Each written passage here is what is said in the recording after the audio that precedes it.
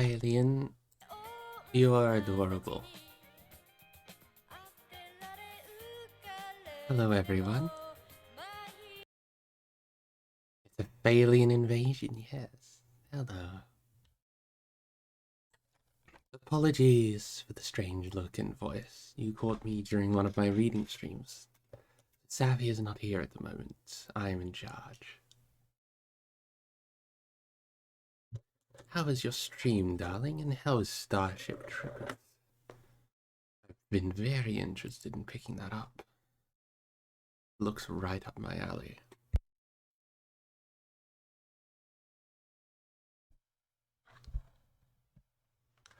Don't worry, she'll be back next week.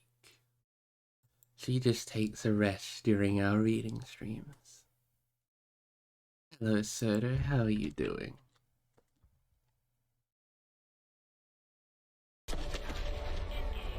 Wait. Possible potential kablooey. I see some kablooey in my future. Come and get it. I got something for ya. Kablooey. Uh-oh, I'm gonna die. Just kidding, it was a prank. Oh no. Oh, darn. Yes, the clips. I've got to shout out the adorable Phalian. Whoa, I'm not dead. I do have to turn off clips and alert boxes now since we're about to start reading. Hello, Dazzy. How are you doing, darling?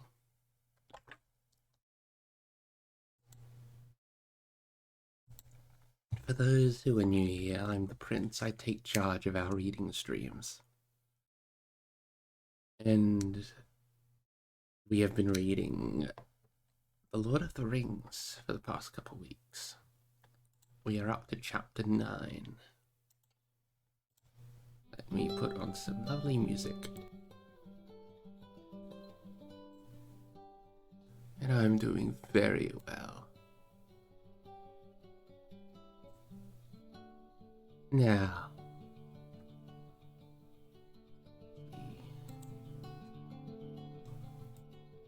one moment. Celeste, oh sweetheart, how are you? 10 months, oh, I am honored, darling. Apologies for you catching me at a time like this. Sappy is on her little break, so I'm in charge, but she tells me you're the absolute adorablest kitten there is. Is that true?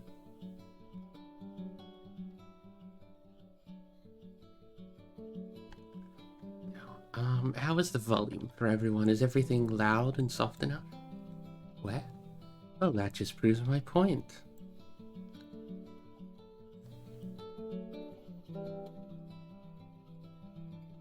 Such an adorable little bunny. Have a good night, Phalian. I hope you rest well. Now, I think we should start, shouldn't we? Let's see. Chapter 9. At the Sign of the Prancing Pony. Bree was the chief village of the Breeland, a small inhabited region, like an island in the empty lands round about. Besides Bree itself, there was Staddle on the other side of the hill, Combe in a deep valley a little further eastward, and Archet on the edge of the Chetwood. Lying round Bree Hill and the villages was a small country of fields, contained woodland only a few miles broad. The men of Bree were brown-haired, broad, and rather short, cheerful and independent. They belonged to nobody but themselves. But they were more friendly and familiar with hobbits, dwarves, elves, and other inhabitants of the world about them than was, or is, usual with the big people. According to their own tales, they were the original inhabitants, and were the descendants of the first men that ever wandered into the west of the Middle World. Few had survived the turmoils of the elder days, but when the kings returned again over the great sea, they'd found the Breemen still there. And they were still there now, and the memory of the old kings had faded into grass. In those days, no other men had settled dwellings so far west. or within 100 leagues of the Shire. In the wild lands beyond Bree, there were mysterious wanderers. The Bree folk called them rangers, and knew nothing of their origin. They were taller and darker than the men of Bree, and were believed to have strange powers of sight and hearing, and to understand the languages of beasts and birds. They roamed at will southwards and eastwards, even as far as the Misty Mountains, but they were now few and rarely seen. When they appeared, they brought news from afar, and told strange forgotten tales which were eagerly listened to. But the Bree folk did not make friends with them. There were also many families of hobbits in the Breeland, and they claimed to be the oldest settlement of hobbits in the world, one that was founded long before even the Brandywine was crossed and the Shire colonized. They lived mostly in Staddle, though there were some in Bree itself, especially on the higher slopes of the hill, above the houses of men.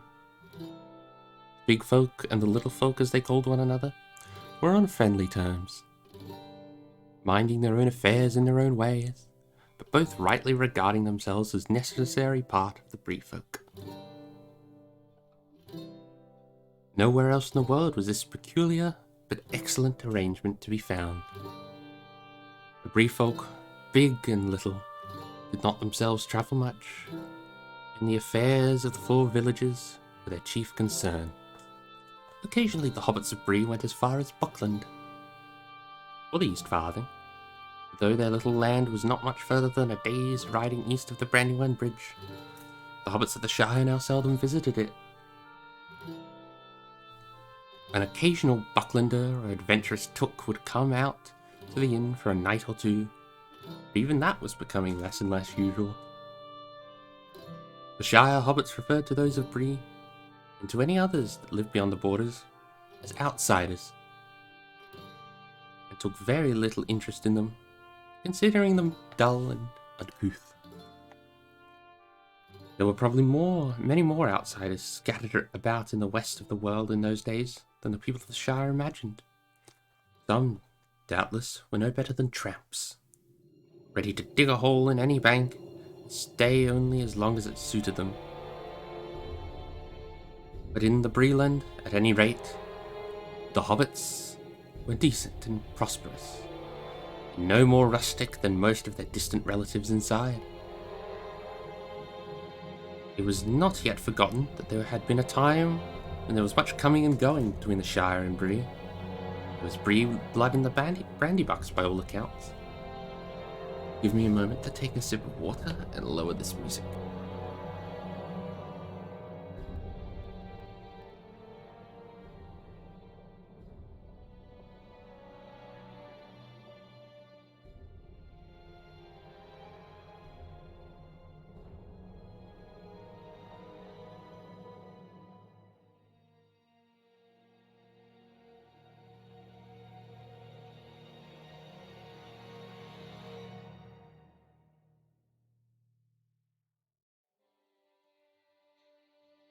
Alright, let's continue.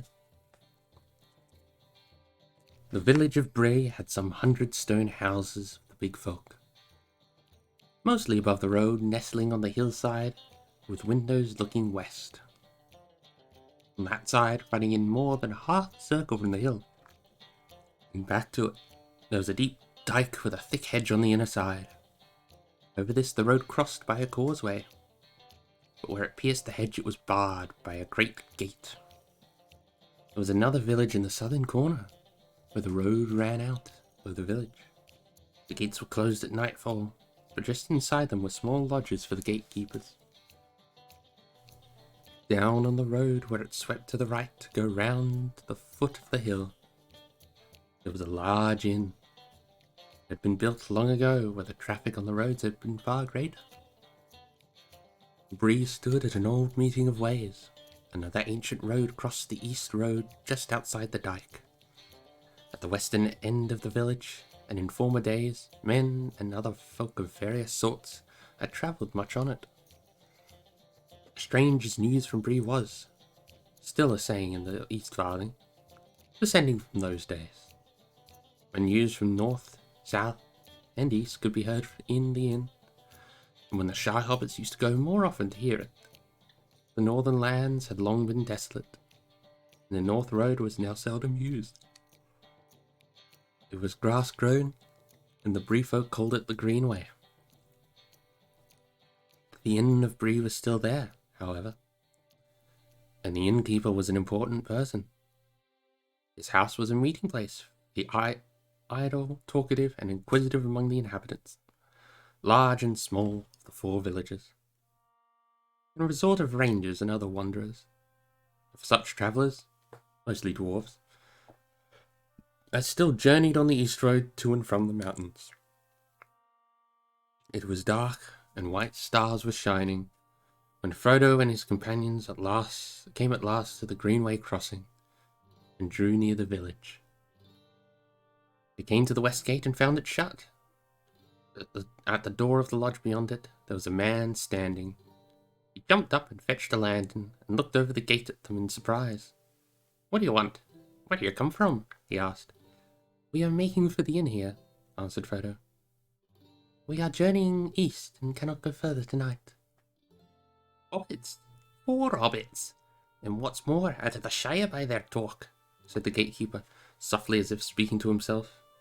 He stared at them darkly for a moment,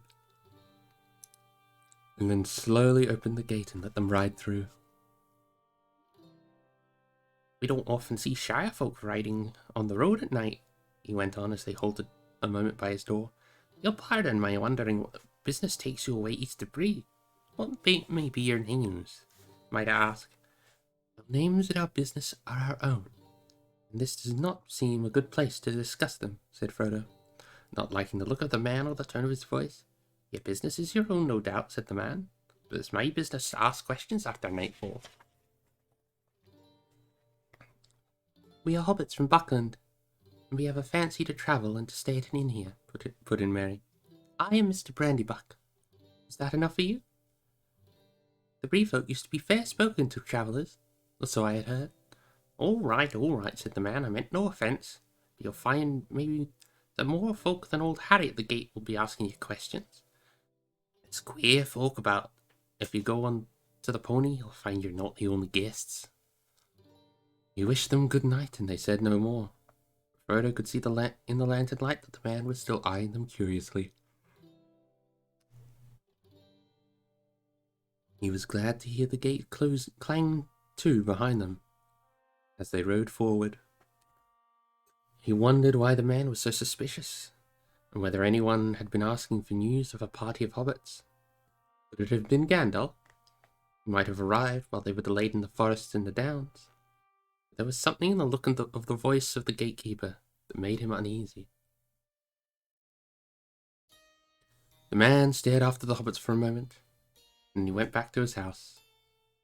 As soon as his back was turned, a dark figure climbed quickly in over the gate and melted into the shadows of the village street. The hobbits rode on up a gentle slope, passing a few detached houses, and drew up outside the inn. The houses looked large and strange to them. Sam stared up at the inn with its 3 stories and many windows, and felt his heart sink. He had imagined himself meeting giants taller than trees, and other creatures even more terrifying, sometime or the other in the course of his journey. But at the moment, he was finding his first sight of men in their tall houses quite enough. Indeed, too much for the dark end of a tiring day. He pictured black horses standing, all saddled, in the shadows of the inn yard, and black riders peering out of the dark upper windows. "We surely aren't going to stay here for the night, are we, sir? If there are hobbit folk in these parts, why don't we look for some that would be willing to take us in? That would be more homelike." One moment.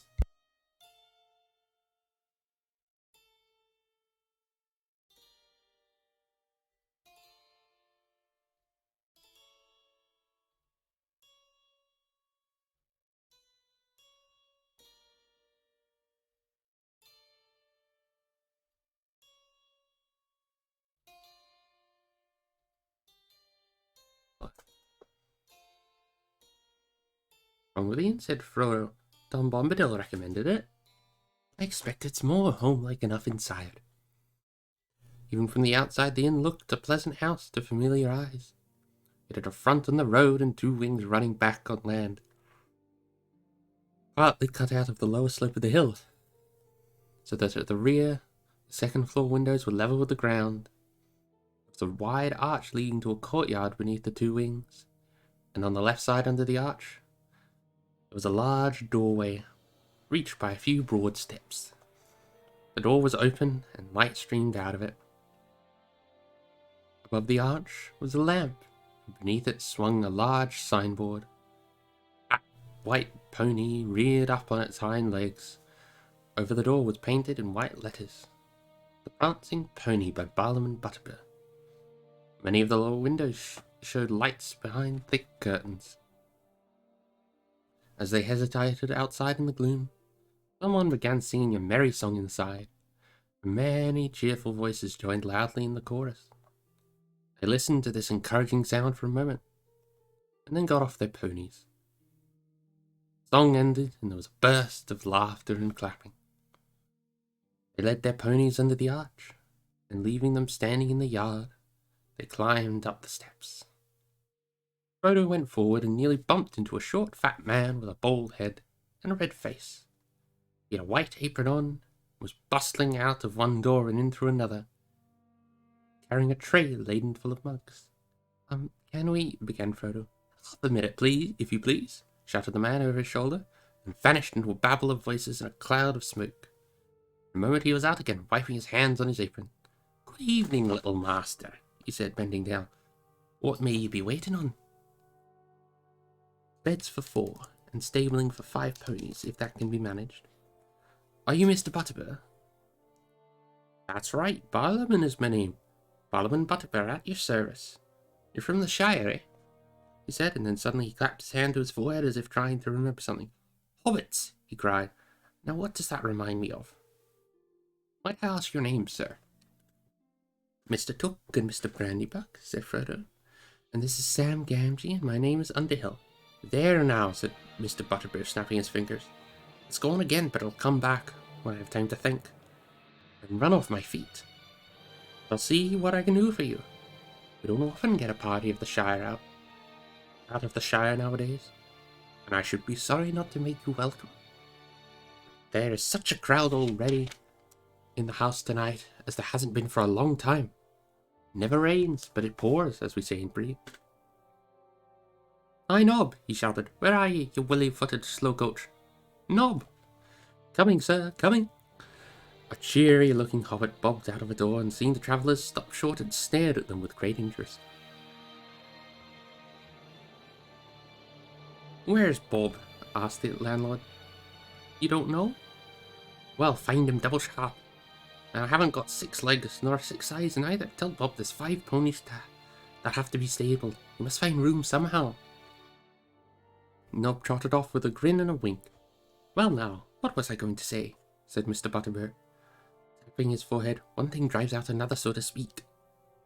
That busy tonight, my head is going round. There's a party that came up the Greenway from down south last night, and that was strange enough to begin with. Then there's a travelling company of dwarves going west coming this evening, and now there's you. If there weren't hobbits, I doubt if we could house you. But we've got a room or 2 in this north wing that were made special for hobbits when this place was built. On the ground floor, as they usually prefer. Round windows and all that they like. I hope you'll be comfortable. You'll be wanting supper, I don't doubt, as soon as may be. This way now." He led them a short way down a passage and opened a door. "Here's a nice little parlour," he said. "I hope it will suit. Excuse me now, I'm that busy. No time for talking, I must be trotting. It's hard work for 2 legs, but I don't get thinner. I'll look in again later. If you want anything, ring the handbell, and Nob will come. If you don't come, ring and shout." Off he went at last, and left them feeling rather breathless. One moment.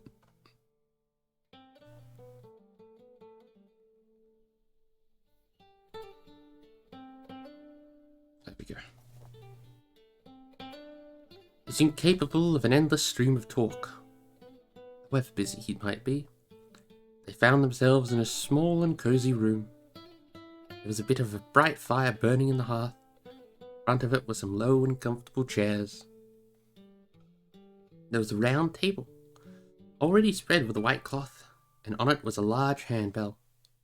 But Nob, the hobbit servant, came bustling in long before they thought of ringing. He brought candles and a tray full of plates. "Will you be wanting anything to drink, masters?" he asked. "And shall I show you the bedrooms while your supper is got ready?" They were washed in the middle of good deep mugs of beer, when Mr. Butterbur and Nob came in again. In a twinkling, the table was laid. It was hot soup, cold meats, a blackberry tart, new loaves, slabs of butter, and a half-ripe cheese. Good plain food, as good as the Shire could show, and home-like enough to dispel the last of Sam's misgivings, already much relieved by the excellence of the beer. The landlord hovered around for a little, and then prepared to leave them. "I don't know whether you would care to join the company when you have supped," he said, standing at the door. "Perhaps you would rather go to your beds. Still, the company would be very pleased to welcome you if you had a mind. We don't get outsiders, travellers from the Shire, I should say, begging your pardon, often. We would like to hear a bit of news, or any story or song you may have in mind. But please, ring the bell if you lack anything." So refreshed and encouraged did they feel at the end of their supper. About 3/4 of an hour's steady going, not hindered by unnecessary talk, Frodo, Pippin, and Sam decided to join the company. Mary said it would be too stuffy. "I shall sit quietly by the fire for a bit, but perhaps go out later for a sniff of the air. Mind your P's and Q's, and don't forget that you are supposed to be escaping in secret, and are still on the high road, and not very far from the Shire." "All right," said Pippin. "Mind yourself. Don't get lost, and don't forget that it's safer indoors." 1 second, it's time for another sip.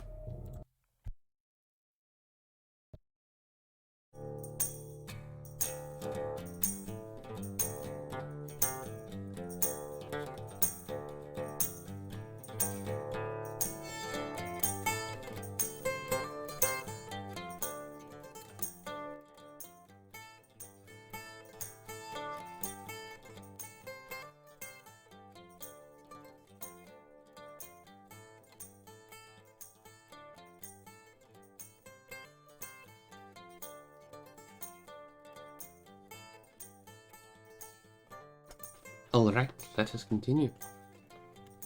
The company was in the big common room of the inn. Oh, that's a little too loud.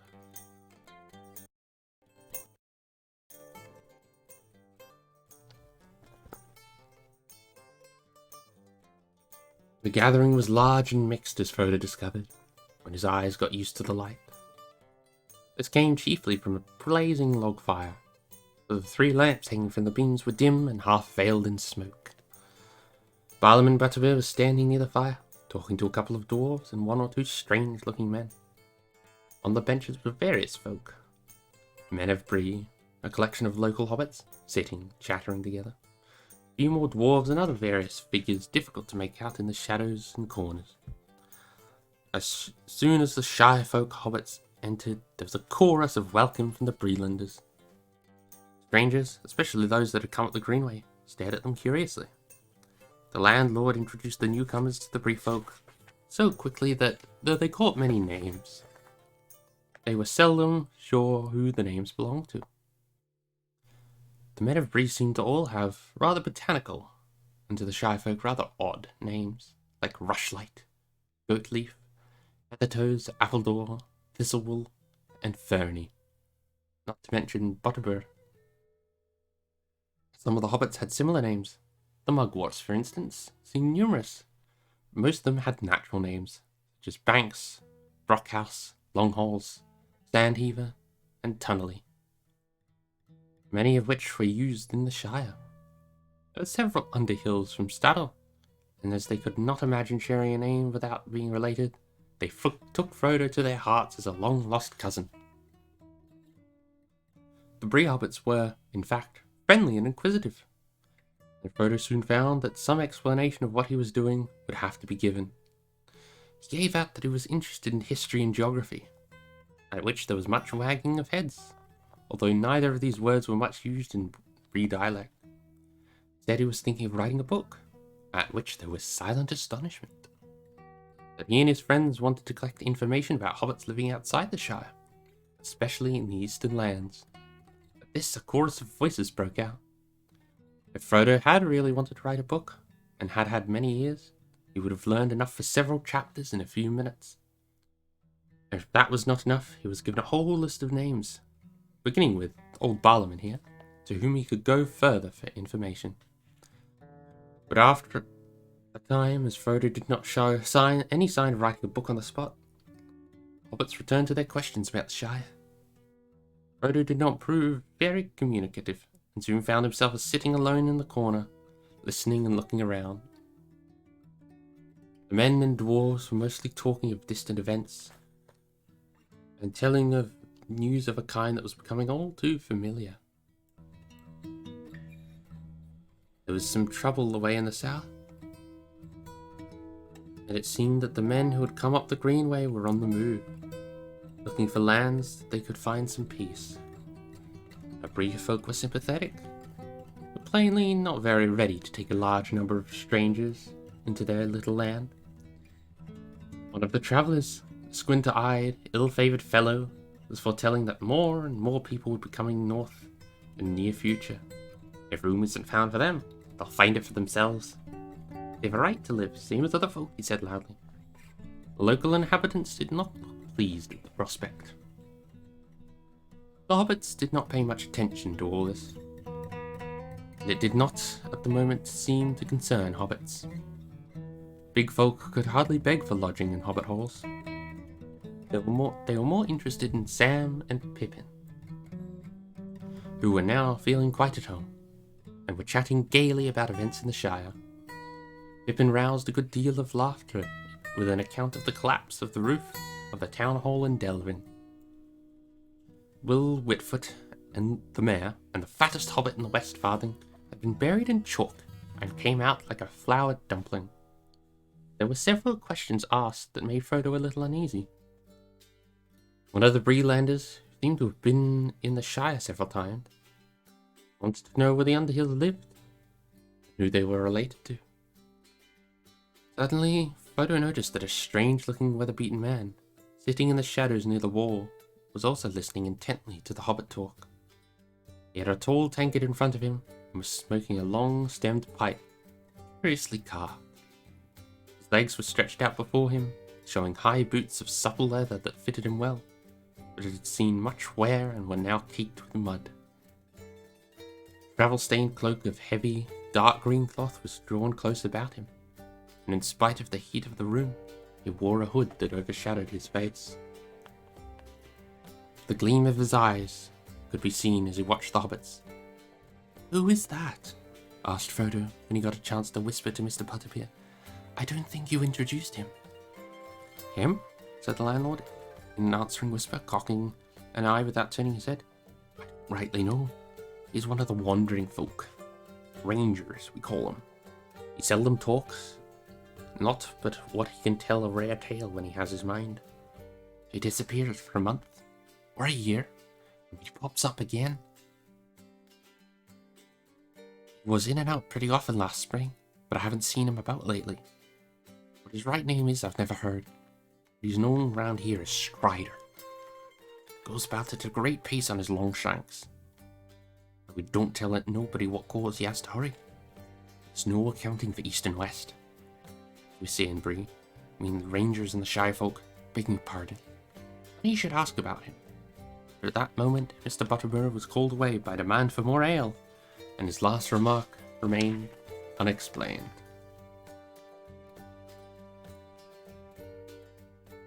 Frodo found that Strider was now looking at him, as if he had heard or guessed what had been said. Presently, with a wave of his hand and a nod, he invited Frodo to come over and sit by him. As Frodo drew near, he threw back his hood, showing a shaggy head of dark hair flecked with grey, and in a pale, stern face, a pair of keen eyes. "I am called Strider," he said in a low voice. "I am very pleased to meet you, Master Underhill." if old Butterbur got your name right. He did, said Frodo stiffly. He felt far from comfortable under the stare of those keen eyes. Well, Mr. Underhill, said Strider, if I were you, I should stop your friends from talking too much. Drink, fire, and chance meetings are pleasant enough. Well, this isn't the Shire. There are queer folk about, though I say it as shouldn't, you may think. He added with a wry smile, seeing Frodo's glance. There have been even stranger travellers through Bree lately, he went on, watching Frodo's face. Frodo turned his gaze, but said nothing. The Strider made no further sign. His attention seemed suddenly to be fixed on Pippin. To his alarm, Frodo began aware that the ridiculous young Took, encouraged by his success with the fat mare of Michael Delving, was now actually giving a comic account of Bilbo's farewell party. He was already giving an imitation of the speech, and was drawing near to the astonishing disappearance. Frodo was annoyed. It was a harmless enough tale for most of the local hobbits, no doubt. Just a funny story about those funny people away beyond the river. But some, old Butterbur for example, knew a thing or two, and had probably heard rumours long ago about Bilbo's vanishing. It would bring the name of Baggins to their mind, especially if there had been inquirers in the Bree after that name. Frodo fidgeted, wondering what to do. Pippin was evidently much enjoying the attention he was getting, and had become quite forgetful of their danger. Frodo had a sudden fear that in his present mood, he might even mention the ring. And that might well be disastrous. You had better do something, quick, whispered Strider in his ear. Frodo jumped up and stood on a table and began to talk. The attention of Pippin's audience was interrupted. Some of the hobbits looked at Frodo and laughed and clapped, thinking that Mr. Underhill had taken as much ale as was good for him. Frodo suddenly felt very foolish, and found himself, as was his habit when making a speech, fingering the things in his pocket. He felt the ring on its chain. Quite unaccountably, the desire came over him to slip it on, and vanish out of the silly situation. It seemed to him somehow as if the suggestion came to him from outside, from someone or something in the room. He resisted the temptation firmly, and clasped the ring in his hand as if to keep a hold on it, and prevent it from escaping or doing any mischief. At any rate, it gave him no inspiration.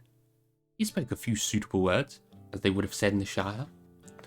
We are all very much grateful by the kindness of your reception. I venture to hope that my brief visit will help to renew the old ties of friendship between the Shire and Bree. And he hesitated and coughed. Everyone was now looking at him. A song, shouted one of the hobbits. A song, shouted all the others. Come on now, master, sing us something that we haven't heard before. For a moment Frodo stood gaping. Then, in desperation, he began a ridiculous song that Bilbo had been rather fond of, and indeed rather proud of, for he had made up the words himself. It was about an inn, and that is why it came into Frodo's mind just then. Here it is in full. Only a few words of it are now, as a rule, remembered. There is an inn, a merry old inn, beneath an old grey hill, and there they brew a beer so brown that the men in the moon himself came down one night to drink his fill.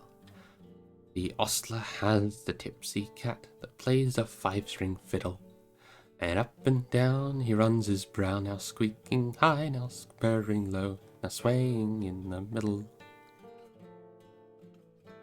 The landlord keeps a little dog that is mighty fond of jokes.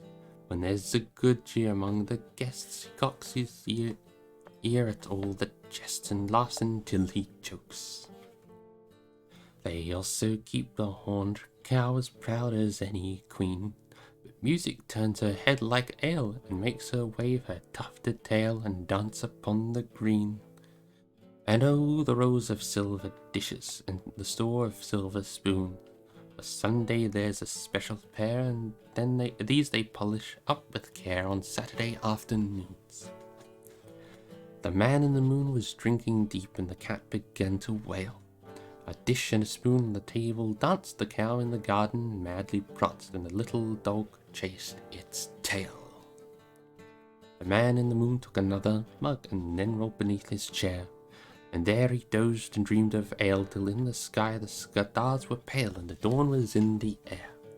The ostler said to his tipsy cat, "The white horses of the moon, they neigh and champ their silver bits, but their master's spin and drowned his wits, and the sun'll be rising soon." For the cat on his fiddle played hey diddle diddle, a jig that would wake the dead. He squeaked and soared and quickened the tune, while the landlord shook the man in the moon. "It's after 3, he said.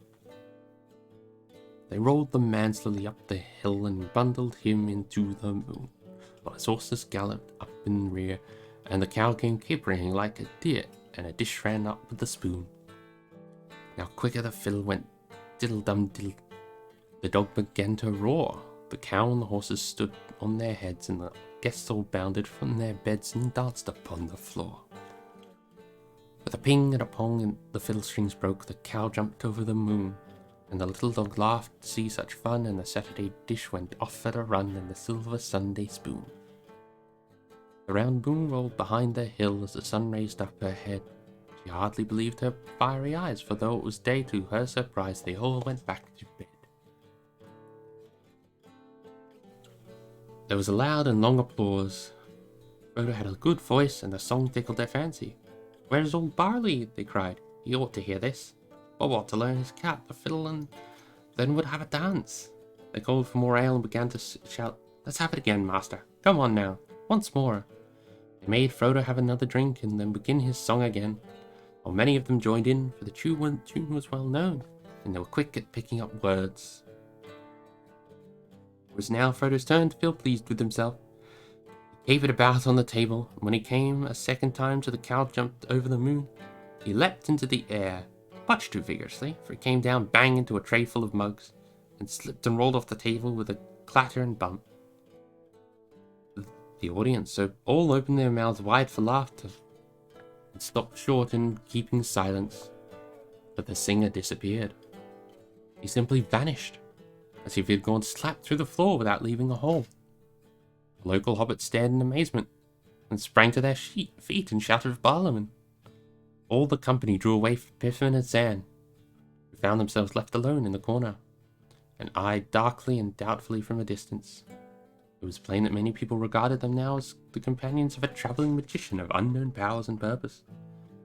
There was one swarthy Breelander who was looking at them with a knowing and half-mocking expression that made them feel very uncomfortable.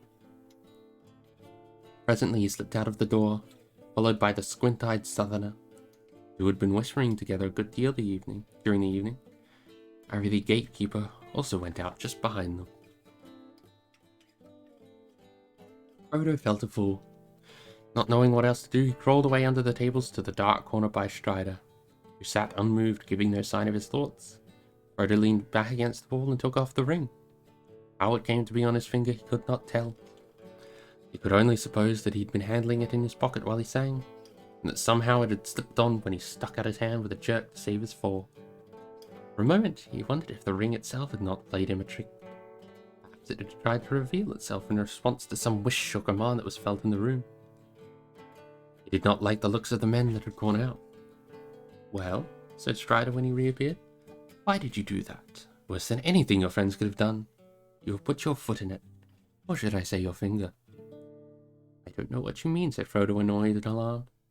"Oh, yes you do," answered Strider. "But we'd better wait until the uproar has died down. Then if you please, Mr. Baggins, I should like a quiet word with you." "What about?" asked Frodo, ignoring the sudden use of his proper name. "A matter of some importance. To us both," answered Strider, looking Frodo in the eye. "You may hear something to your advantage." "Very well," said Frodo, trying to appear unconcerned. "I'll talk to you later." Meanwhile, an argument was going on by the fireplace. Mr. Butterbur had come trotting in, and was now trying to listen to several conflicting accounts of the event at the same time. "I saw him, Mr. Butterbur," said a hobbit. "Or at least, I didn't see him, if you take my meaning. He just vanished into thin air, in a manner of speaking."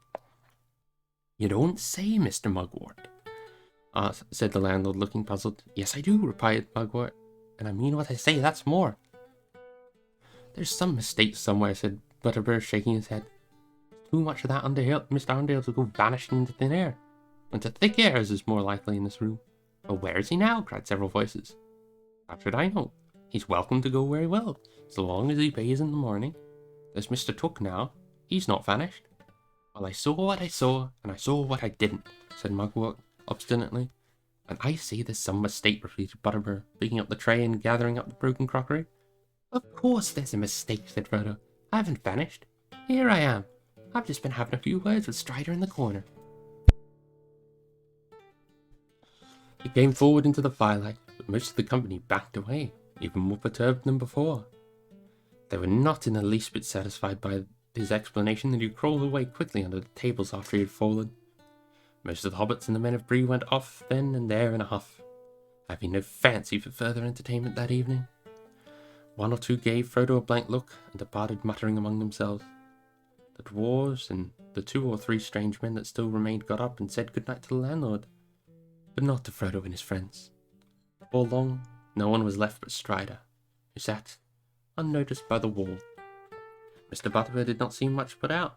He reckoned very probably that his house would be full again on many future nights, till the present mystery had been thoroughly discussed.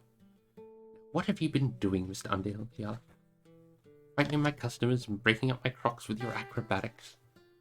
I am very sorry to have caused any trouble, said Frodo. It was quite unintentional, I assure you. A most unfortunate accident. All right, Mr. Undale, but if you're going to do any more tumbling or conjuring, or whatever it was, you'd best warn folk beforehand, and warn me. We're a bit suspicious round here, if anything out of the way. Uncanny. You understand me? We don't take to it all of a sudden. I shan't be doing anything of the sort again, Mr. Butterbur, I promise you. And now I think I'll be going to bed. We shall be making an early start. Will you see that our pony is ready by 8 o'clock? Very good. But before you go, I'd like a word with you in private, Mr. Undale. Something has just come back to my mind that I ought to tell you. I hope that you'll not take it amiss. When I've seen a thing or two, I'll come to your room, if you're willing. Certainly, said Frodo, but his heart sank. He wondered how many private talks he would have before he got to bed, and what they would reveal. Were these people all in league against him? He began to suspect even old Butterbur's fat face of concealing dark designs. And that is the end of Chapter 9. Why am I facing to the left? What is going on? Why am I... Reset. There we go. The next chapter is literally just called Strider. Now, apologies for the very late start. I did not mean to sleep so much. But thank you to all who joined me, and thank you, Phaelin, for the lovely raid. Now, I will send you all off somewhere. Question is where? Well, we may as well keep the party going. Let's...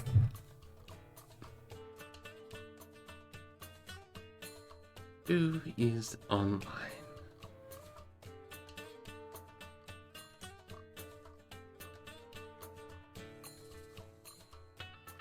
Ah, yes, I know just who to send us to. I'm going to send you to the lovely Rev.